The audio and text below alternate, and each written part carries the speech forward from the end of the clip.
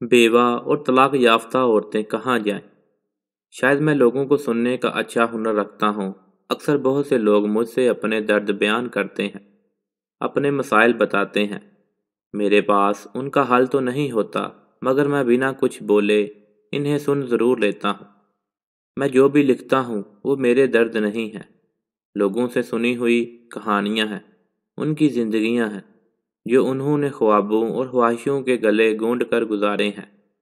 مجھے لگتا ہے کسی انسان کی داستاں سن لینا ایک کتاب پڑھنے سے زیادہ اچھا ہے۔ کچھ ایسا ہی واقعہ لکھ رہا ہوں۔ میری کل ایک طلاق یافتہ 26 سالہ لڑکی سے بات ہوئی۔ اس نے بتایا کہ میری اپریل 2021 میں شادی ہوئی اور 2022 میں نے طلاق لے لیا۔ میں نے کہا محترمہ ایسا کیوں کیا؟ تو کہا میں نے بہت مشکل سے جان چھڑائی ہے۔ وہ 55 سالہ آدمی تھا، افیم اور چرس کا نشہ کرتا تھا۔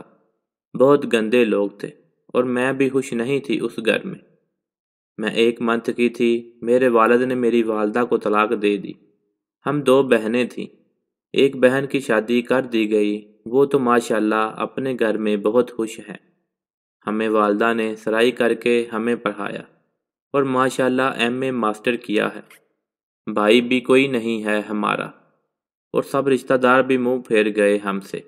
نہ کوئی اچھا رشتہ ملتا ہے اور نہ ہی کوئی نوکری مل رہی، اور پھر بھی اللہ کا شکر ہے میری والدہ سلائی کر کے اور میں بچوں کو ٹیوشن پڑھا کر گھر چلا لیتے ہیں۔ اور میں لگاتار یہ دکھ بھری کہانی سن کر زاروں قطار آنسو بہا رہا تھا، اور دکھ تو بہت تھے محترمہ کی زندگی میں۔ 1 منتھ کی تھی تب سے ہی دکھ دیکھتی آ رہی تھی۔ خدارا میری گزارش ہے ایسی خواتین جن کو طلاق ہو جائے یا ان کے خاوند فوت ہو جائیں، اب لوگ ان کو ایک عیب والی عورت سمجھتے ہیں۔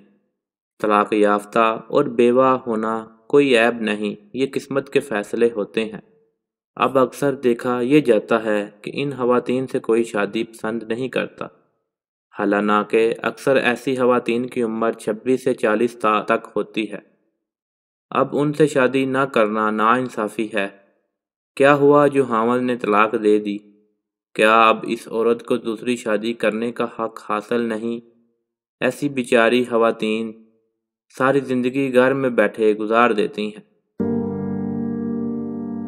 مزید اچھی ویڈیو کے لیے اردو زون کو سبسکرائب کریں، ویڈیو کو لائک کریں، شیئر کریں اور کمنٹ سیکشن میں اپنی رائے کا اظہار ضرور کیجیے۔